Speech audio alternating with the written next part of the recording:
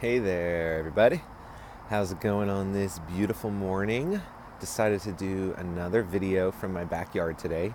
I listened to the other one and it didn't sound too bad and didn't get any complaints. So it's a nice background here. Just doing it from a different angle and talking to you guys about the online bootcamp video series. We're on day 5 to get yourselves ready to kill it with your kill it with your online class this semester. So this is brought to you by Ace Your Online Class, which is a course for people that are brand new to online learning. It's an online course presented on the Thinkific platform, and you can find that at www.aceyouronlineclass.thinkific.com. All right, so today, got a plane coming overhead right now. I don't live too far from Newark Airport, so sorry about that. So today is day 5, and we are going to be talking about your school and your program today. So there are 3 or 4 things I wanted to highlight.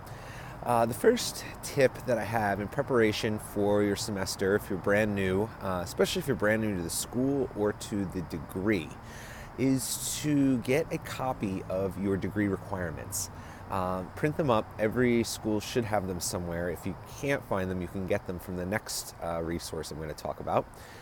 So if you have all your degree requirements, so for instance, I'm actually going back for my PhD, well, I'm going to try, in psychiatric rehabilitation. And I have a number of classes I've already satisfied from taking the master's.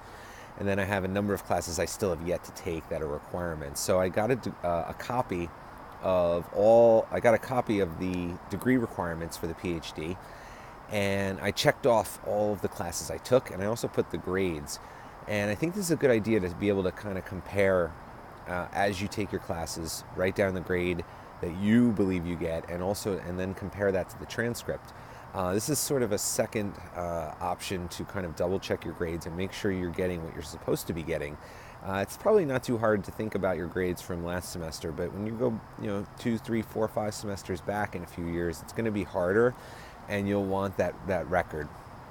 So this will also help you avoid taking classes you shouldn't take, and figure out, if you can, plan a little long term to figure out a semester or 2 in advance, like, okay, I know I'm taking this semester, and I actually even know what I'm taking in the spring, etc., maybe even the summer. So that is the first point. Get a copy of your degree requirements, and that's something I would recommend that you either bookmark on your computer or print up and save in a safe place. Next, if you don't know where to get that info from, it may be available online, and in my school it was, but I imagine not all schools are as organized, is to get the information of your program director. The person that's in charge, usually it's like probably a dean, or it might be the person that reports to your dean of your department.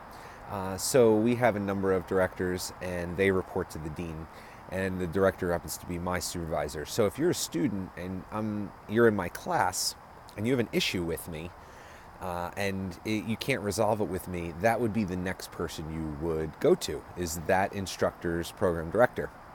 So this is good to have for a number of reasons. I don't anticipate you having issues with your instructor.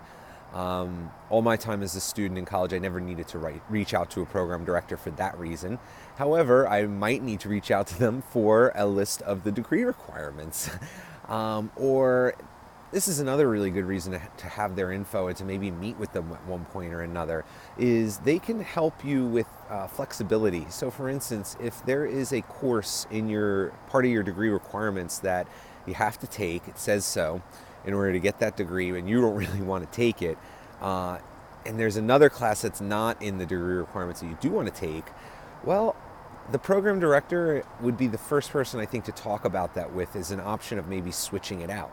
And they can offer you that degree of flexibility that instructors, just don't have the authority to grant.